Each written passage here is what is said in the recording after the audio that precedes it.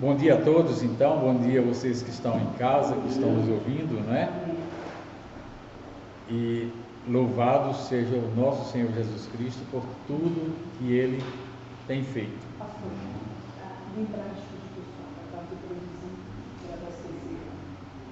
Queremos lembrar os irmãos, aqui atrás tem, até para aparecer ali, alguns mantimentos, né? E aqueles que puderem, mesmo não podendo vir, podem trazer via Leia, né? Passa em casa. A Leia passa, recolhe, para a gente atender aqueles que têm maiores necessidades. Então, contribua com os mantimentos, contribua também com os propósitos nossos, né? Da igreja, daquela campanha que os irmãos já conhecem. Vamos abrir as nossas Bíblias hoje em Neemias.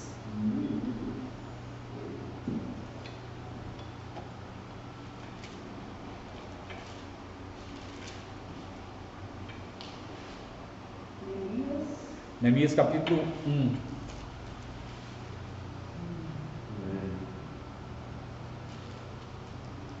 Vamos ler o 1 e vamos ler alguma coisa do capítulo 2 também. Mas vamos ler alguns trechos principais do capítulo 1. As palavras de Neemias, filho de Acalias, no mês de Quisleu, no ano 20º, estando eu na cidadela de Suzã. Veio Anani, um dos meus irmãos, com alguns de Judá. Então lhes perguntei pelos judeus que escaparam e que não foram levados para o exílio e acerca de Jerusalém.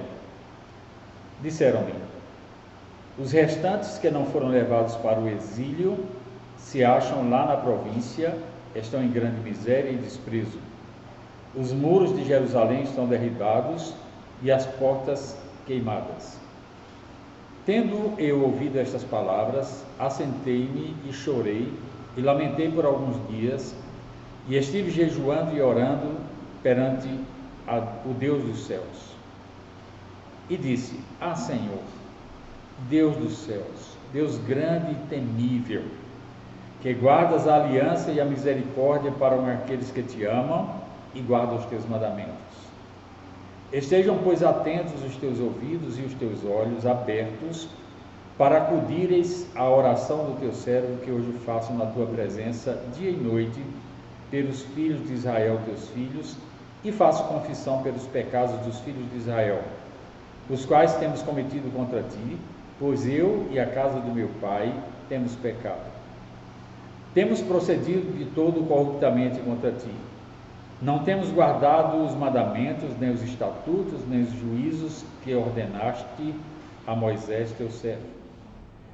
Lembra-te da palavra que ordenaste a Moisés, teu servo, dizendo: se transgredirdes, eu vos espalharei por entre os povos. Mas se vos converterdes a mim e guardardes os meus mandamentos e os cumprirdes, então, ainda que os vossos rejeitados estejam pelas extremidades dos céus, de lá os ajuntarei e os trarei para o lugar que tenho escolhido para ali fazer habitar o meu nome. Estes ainda são teus servos e o teu povo que guardaste com teu grande poder e com a tua mão poderosa. Senhor, estejam, pois, atentos os teus ouvidos à oração do teu servo e a dos teus servos que se agradam de temer o teu nome. Concede que seja bem sucedido hoje o teu servo e lhe dá mercê perante este homem. Neste tempo eu era copeiro do rei. No capítulo 2 diz assim: no mês de Nisan, no ano 20º do rei Artaxerxes, uma vez posto o vinho diante dele, eu o tomei para oferecer e lhe dei. Ora, eu nunca antes estivera triste diante dele. O rei me disse: por que está triste o teu rosto e não estás doente? Se não estás doente, tem de ser tristeza de coração. Então temi sobremaneira. E lhe respondi: viva o rei para sempre.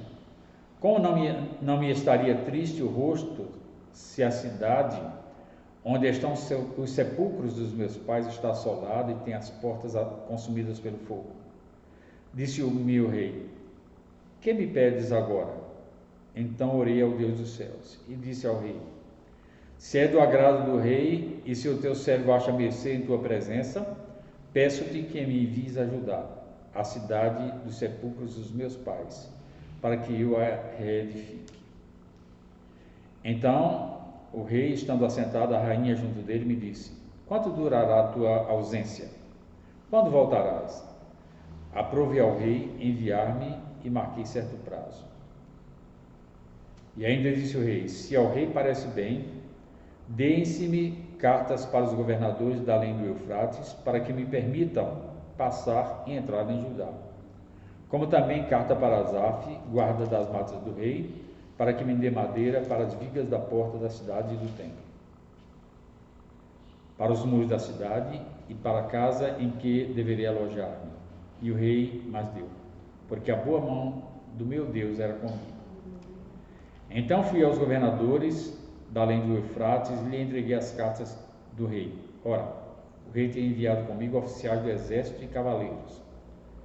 Disto ficaram sabendo Sambalate, o Horonita, e Tobias, o servo amonita. E muito lhe desagradou alguém que viesse a procurar o bem dos filhos de Israel.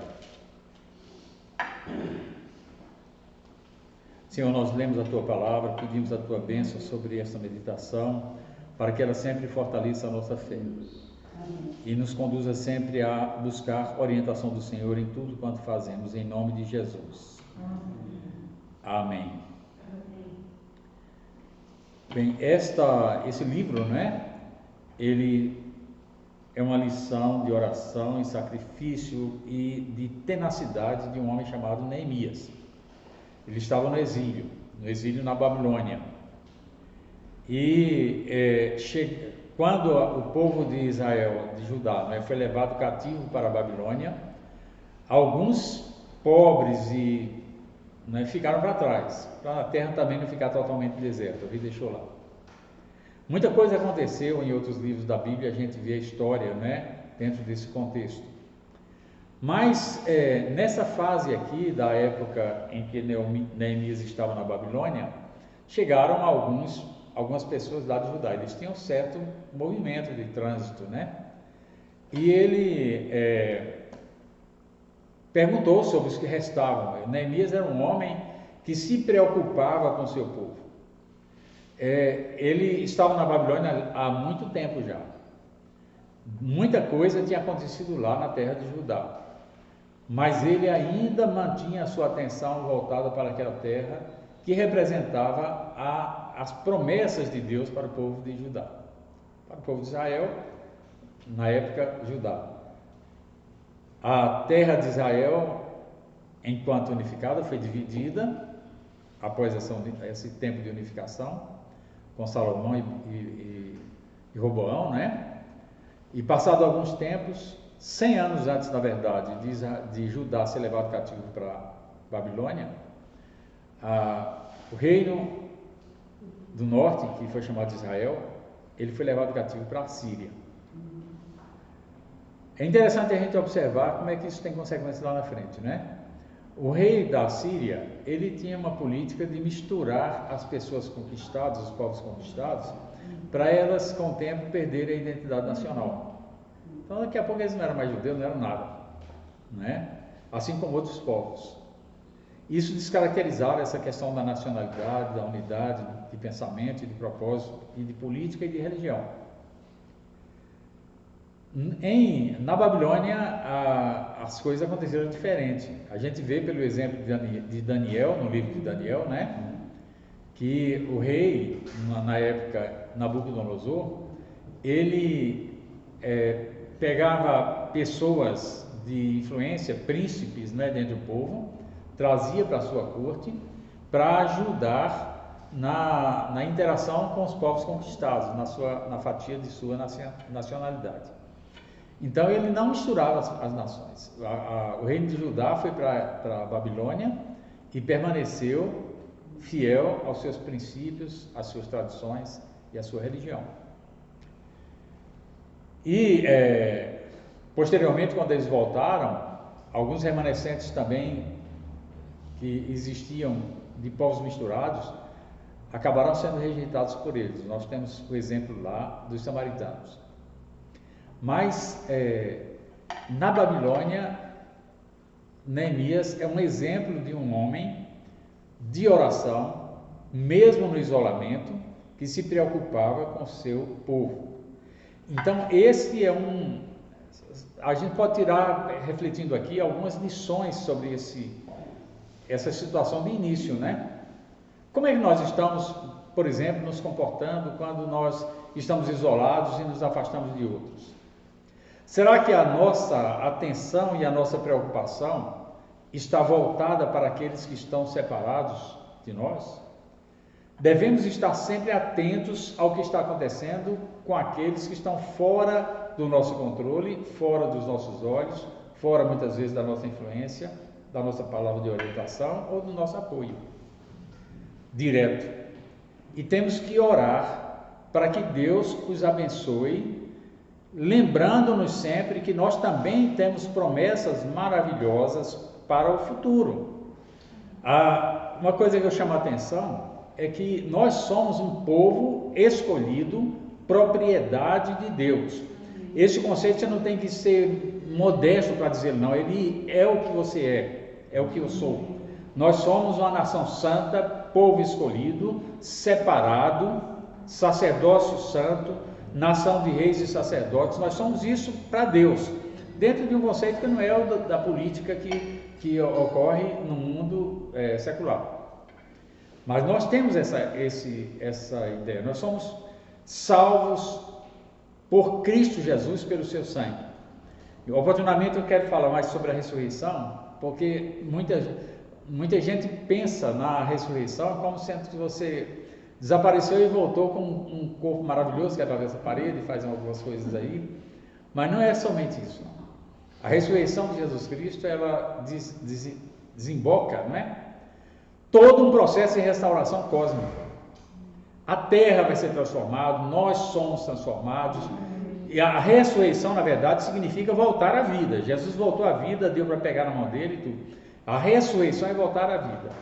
Há muitas coisas misteriosas nesse contexto eterno, né? Que a gente tenha sensações, impressões, especula, mas não sabemos exatamente como será. Mas nós somos pessoas que fomos salvos por meio de Jesus Cristo, lavados pelo seu sangue. Nós não vamos ser lavados quando nós chegarmos no céu, tomar um banho na central. Nós fomos lavados pelo sangue de Jesus Cristo quando nós cremos.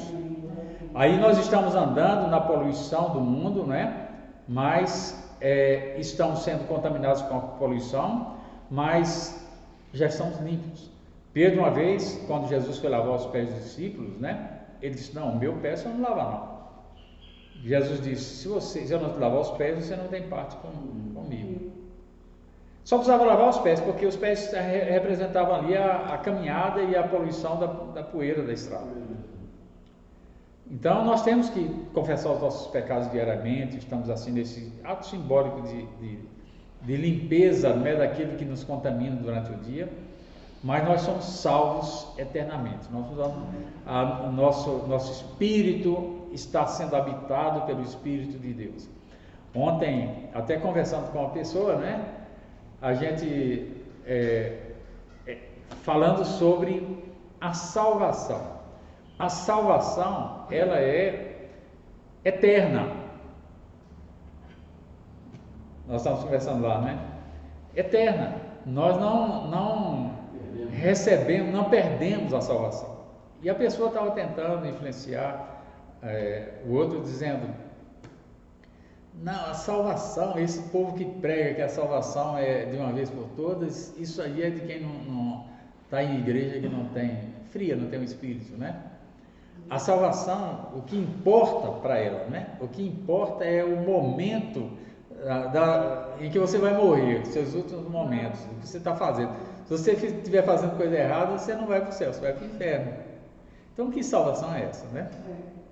Não é salvação eterna. Salvação mediante obras. Se você...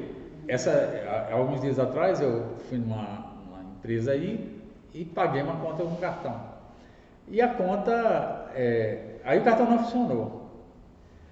A Aí eu chegando em casa, fui conferir o cartão, aí eu paguei com dinheiro, né? Fui em casa, fui conferir o cartão, tinha sido debitado. Então paguei 2 vezes.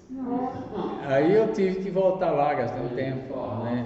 Para poder recuperar o dinheiro que tinha sido debitado do cartão e eu tinha pago com o dinheiro na boca do caixa. Eu exigi. Por quê? Porque eu sabia que eu não precisava ter pago 2 vezes. Jesus pagou a nossa conta de pecados uma vez só. Não tem que pagar 2 vezes.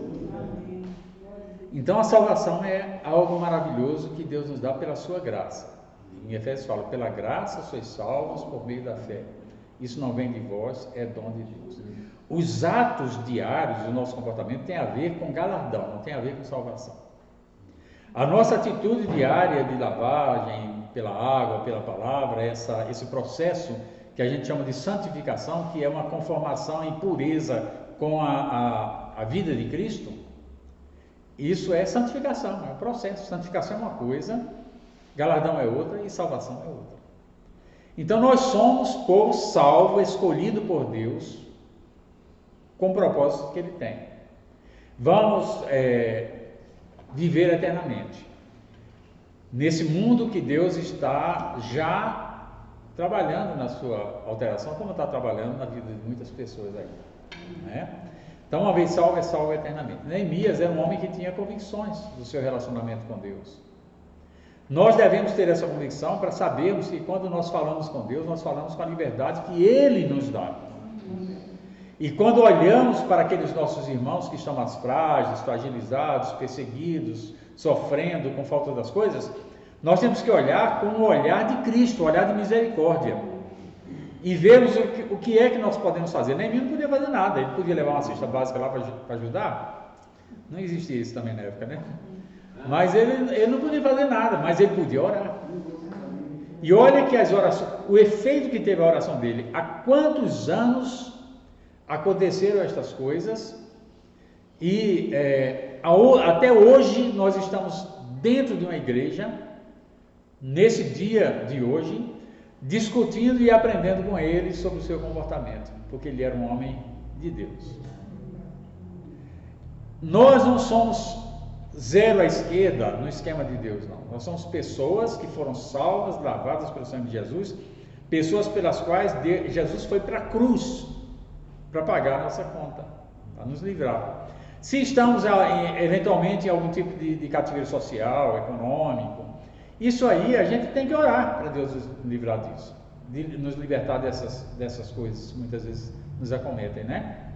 Mas por outro lado, nós sabemos que nós somos pessoas livres, com a liberdade comprada por Cristo, e temos acesso ao trono eterno de Deus para rogar a Ele por nós e por outros. É o que Neemias fez. Então a questão que eu quero colocar inicialmente aqui é que Neemias tinha a convicção de quem ele era diante de Deus. Ele sabia que ele era pecador, que ele era uma pessoa que precisava pedir perdão, pedir a misericórdia de Deus. Todos nós fazemos isso também. Mas nós, quando pedimos a misericórdia de Deus sobre nossa vida, não é para a nossa salvação, é para a solução de algum tipo de outra coisa, mesmo que seja para que a gente alcance essa percepção, sejamos espiritualmente sensíveis a essa presença maravilhosa de Deus em nossa vida. Nós temos que pedir a misericórdia de Deus, porque a distância que separa cada um de nós de Deus, ainda que sejamos crentes, é o pecado. Por que nós encontramos pessoas que têm mais autoridade do que outras espiritualmente? É só você olhar a vida delas. Relacionamento dela com Deus. Relacionamento com Deus. E o relacionamento com Deus define tudo que a pessoa é e anda e faz aqui na terra. Ele só falava por meio da oração, né? Se a pessoa não tem uma vida de oração, não tem uma vida de vida da palavra. Não tem vida de oração, exatamente. Nós precisamos de oração, precisamos de leitura da palavra, porque a palavra é quem lava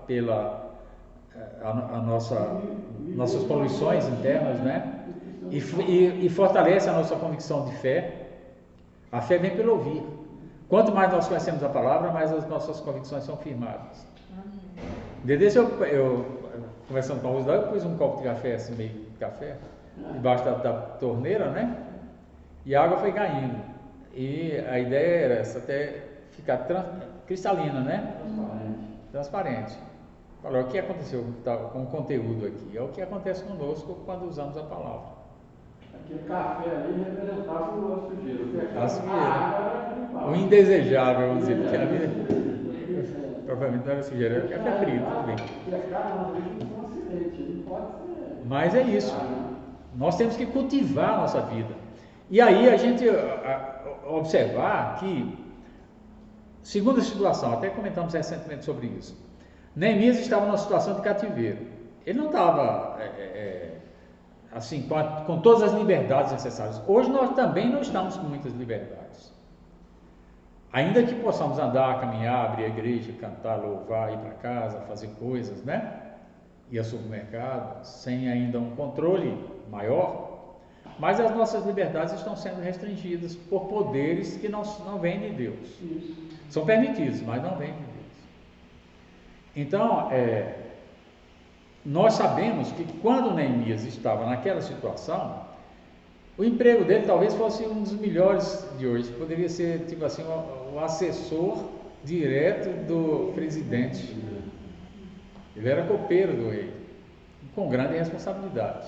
Ele tinha que beber o vinho para ver se não estava envenenado, porque o rei ficava de olho lá. Se acontecesse alguma coisa com ele, né? Ou ele morria do veneno ou ia ser morto. Se ele escapasse do veneno que ele mesmo estaria passando por rei, ou se a coisa não tivesse boa para o rei, né?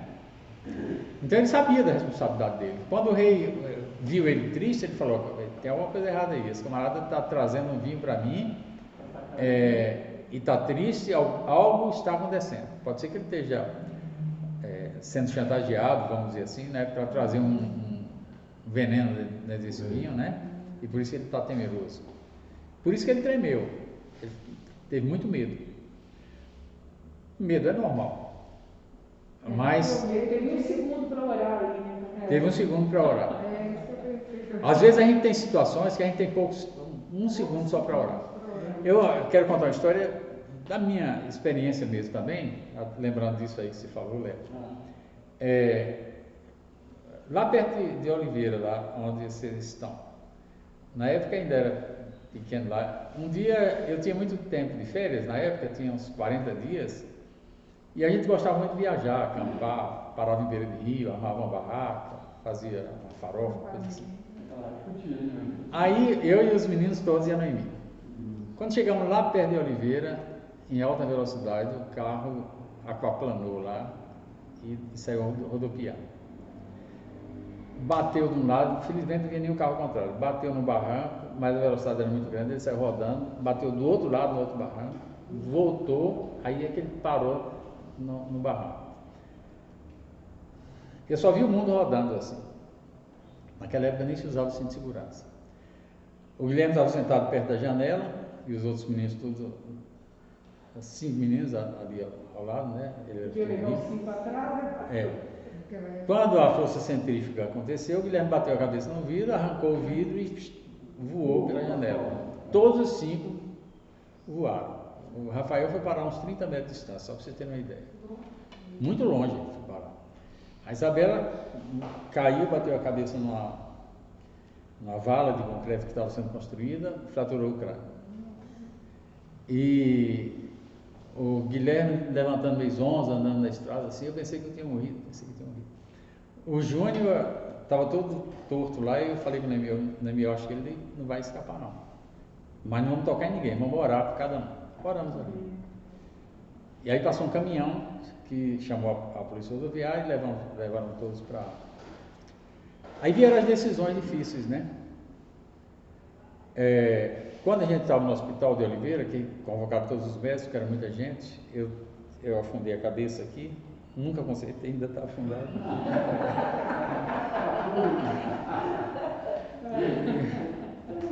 O médico falou, nossa, você não está bem e tal. Eu falei, não, vamos cuidar dos meninos. Aí eles fizeram uma reunião e a Noemi escutou, porque eram biomas de meia altura, né? As salas. E aí Noemi veio para mim e falou: olha, os médicos estão tendo reunião lá. Eu fiquei escutando lá de fora, eles falaram que a Isabela e o Davi vão morrer. Aí, graças a Deus sempre me deu essa tranquilidade de agir como eu estou aqui. Aí, lá vem os médicos. Falou: ó, se não levar para um CTI em Belo Horizonte, eles vão morrer em poucas horas. O Davi, especialmente. A Isabela estava apagadinha. Aí a gente arranjou uma ambulância em Oliveira. Em Oliveira não, em Divinópolis. Demorou para chegar. Quando a ambulância chegou, todo mundo daquela movimentação para colocar as crianças na ambulância e tal. Quando foi, o Davi tinha um balão de oxigênio grande assim, e quando foi colocá-lo na ambulância, o balão não cabia. Aí o médico chegou na porta do hospital, com ele lá na porta da ambulância, vendo o que fazia, o pessoal vendo o que ia fazer. O médico chegou para mim: olha, se tirar o balão ele morre, mas se ficar aqui ele morre também. O que você faz numa situação dessa? Se fica, morre. Se vai, morre. Orar. Aí na porta do hospital mesmo eu orei a Deus. Falei: Deus, o que é que eu faço? E Deus me deu a direção. Falou: tira o balão, faz isso, isso, isso. Aí eu dei as instruções. Aí eu que virei o chefão lá, dando as instruções. Olha, quando ele... Falei para o cara do motorista, abra a tampa, ele vai colocar com o balão. Na hora que você escutar bater a tampa lá de trás, você arranca daqui em alta velocidade para Belo Horizonte. Mas nós vamos tirar o balão. Aí, quando tirou o balão, bateu a tampa, o motorista já estava com o motor ligado, arrancou, né? E eu toda hora eu fui dentro para ver se ele tinha morrido, toda hora escutando ele, Isabel. Quando chegamos aqui, fizeram uma operação e no Davi, tem uma cirurgia aqui, porque estava vazando sangue, mas era do abdômen, não era hemorragia.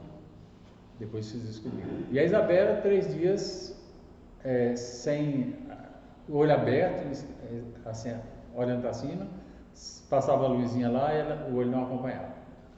Aí o neurologista-chefe do João 3 falou comigo, falou com a Noemi: ela tem uma lesão permanente no cérebro, não tem jeito para ela. Aí eu fui lá, conversei com o neurologista, até briguei com ele, porque a secretária viu que eu estava meio assim alterado, falou: ele é um homem nervoso. Eu falei: então ele contra o outro, mais nervoso que ele. Mas ele é professor da universidade. Eu falei: eu também sou. E eu quero ele aqui agora. Aí apareceram uns 10 médicos, toda aquela corriola do médico, foram lá ajudar, outra vez, fizeram teste, nada, mas pelo menos foram lá. Aí a dona Esmeralda foi lá, chegou no berço, 3 dias depois ela apagada, não reagia em nada. Orou e disse amém. Quando falou amém, ela levantou. Levantou rindo, como se nada tivesse acontecido. Eu lembro direitinho a carinha dela: eu quero suco. Aí, eu quero suco. E aí, quando foi para casa, depois de alguns dias, eu dirigindo para não passar em buraco, para o carro não balançar, eles tinham Velotrol lá na entrada, que era tudo pequenininho. Quando eles desceram do carro, já correram para o Velotrol, andando, parecia que nada tinha acontecido. Aí um chefe meu, vice-chefe, na verdade, eu que era o chefe da PUC, foi lá em casa e disse, visitou, viu os meninos bagunçando, brincando, falou: olha, uma semana depois, eu pensei que você tinha sofrido um acidente grave. Falei: você pensou certo. Mas o que eu chamo a atenção aqui é para, às vezes, a situação em que a gente não tem saída, você tem que orar. Neemias, diante do rei ali, ele orou. Aquela oração de telegrama, né?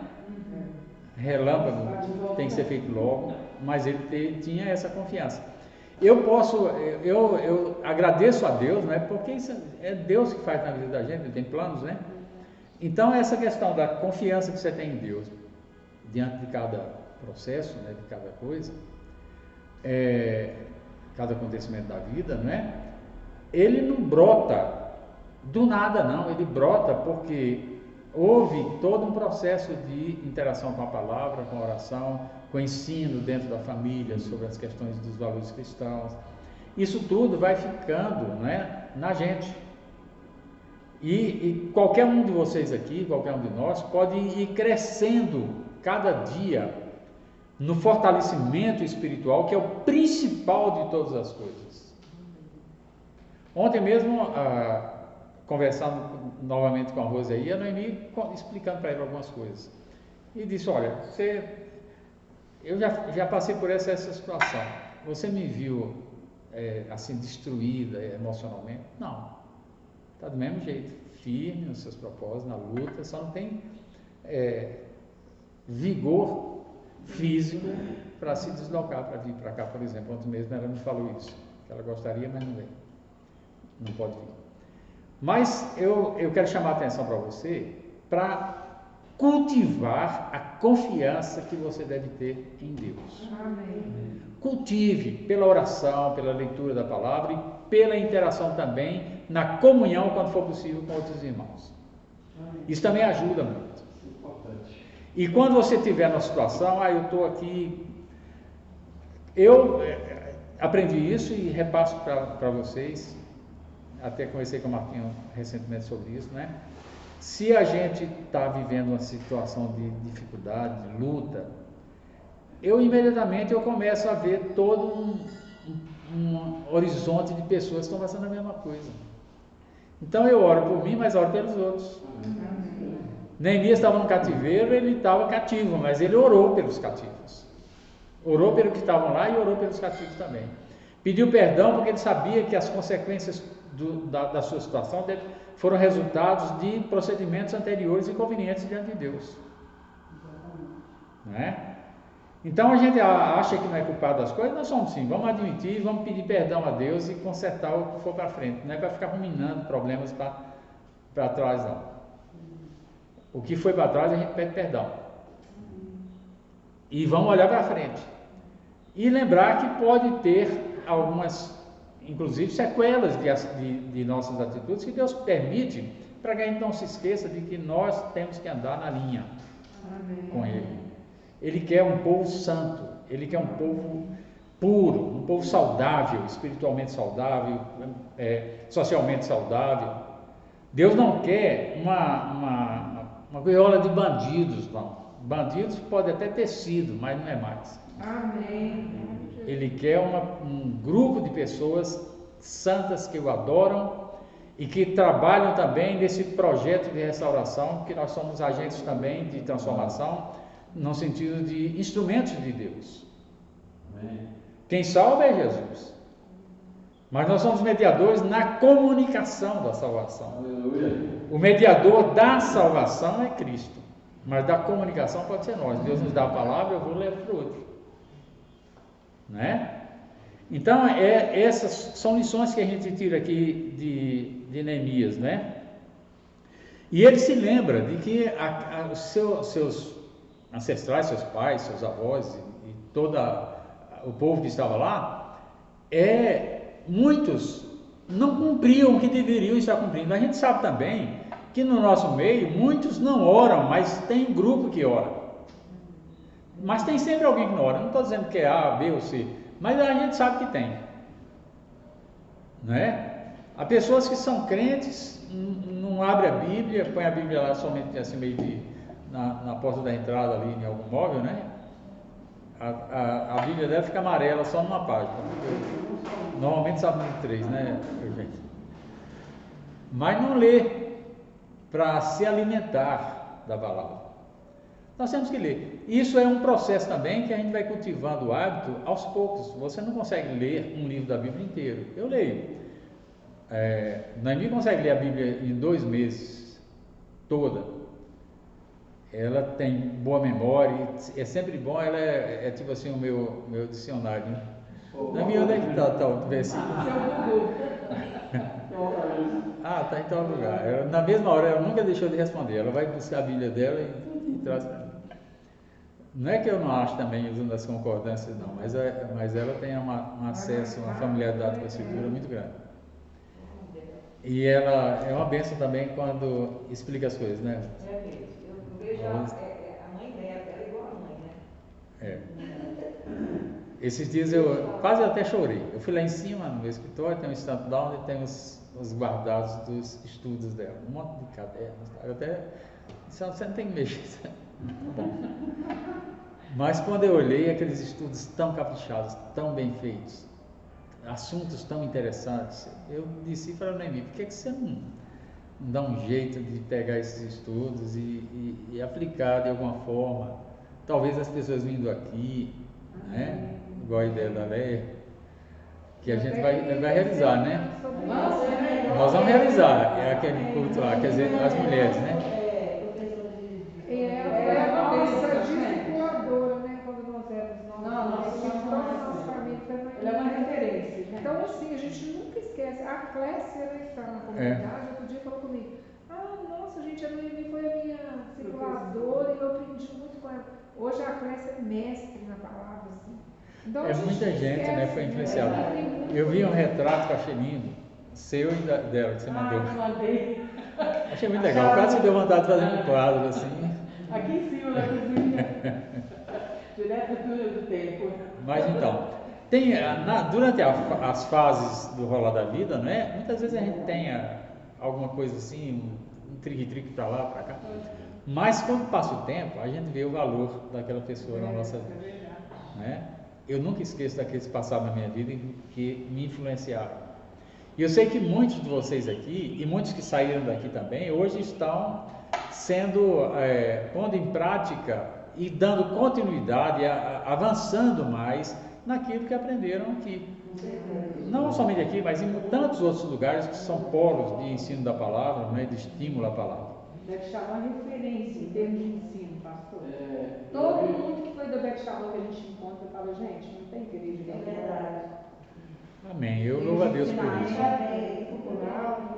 Tudo que eu aprendi através do psicólogo, Guilherme, da Noemi, né, daqueles que davam aula na escola dominical, todo esse ensinamento serviu para mim estar fazendo um seminário, serviu para mim estar na minha caminhada cristã até hoje. Amém. Mas isso é como base, entendeu? Porque senão, se eu não tivesse aprendido tudo isso, eu talvez não teria denunciado a escola do Senhor, eu não teria. Né? E hoje, se hoje estou de pé, né, principalmente aqui, nós, Amém. Foi pelo ensinamento, pela palavra, pela dedicação. Isso é bom ouvir isso, Eugênio, porque a gente também é estimulado até na continuidade daquilo que a gente faz, né? Claro, você vendo os resultados, você vai ficando agradecido a Deus e vai se animando a fazer mais e mais enquanto pode. Eu sei que eu estou falando isso, mas isso é o sentimento de cada um de vocês. Vocês são pessoas que um dia, se eu passar primeiro por aqui, vocês vão continuar na vida de vocês, levando o testemunho e a palavra que... Pastor, até pelos jovens mesmo, eu vejo assim, o Vitor, tem alguns amigos deles que estão aí na vida cristã e tudo, mas o Vitor mesmo falou outro dia, ele falou, mãe, eu fico pensando, se eu não tivesse chegado na igreja Beth Shalom e na escola, eu não sei onde eu estaria. Porque o Vitor me ministrou muito a vida, muito mesmo. Mas ele falou comigo de engraçado, eu fico pensando, e se eu não tivesse ido para lá? a vida talvez tivesse outro Não rumo, sei, né? um pensamento que pode ser que ele não estivesse, né, em outro lugar também, e tenha tido bons resultados, Mas foi por aqui que Deus escolheu, né? Então, graças a Deus. Ele falou comigo. É a boa semente foi lançada, né, gente? Então, olha, Até hoje, guardado de estudo, todos os capítulos aqui, um dos primeiros foi a vida e obra do senhorismo. Que eu Amém. amo demais, eu ainda para guardar. Amém. Amém. Então, olha, terminando aqui então, a última característica que eu tiro aqui como lição, né? É que quando, a partir da oração, da intenção que Neemias tinha de retornar para dar uma ajuda lá na restauração dos muros de Jerusalém, ele lá nos versículos, no 2º capítulo, no começo, né? Ele pede ao rei e recebe o equipamento necessário para a realização do seu trabalho, cartas para os governadores, autorização para tirar madeira, né? Para levar para construir as coisas, e assim por diante. Isso nos mostra também que às vezes a gente diz assim, eu não vou fazer isso porque eu não tenho recursos. Quem é que dá os recursos? De onde veio o recurso? A partir de que momento que os recursos apareceram? Da oração. Da oração de Neemias. Né? Abriu as portas e deu os recursos, né? Equipou. A chave é a oração, né? Que a pessoa orou, o Senhor ouviu o seu clamor, a sua oração e abriu as portas. Isso mesmo. Então existe uma certa similaridade nas situações hoje, claro que distantes na prática da situação realmente social e política que aconteceu naquela época.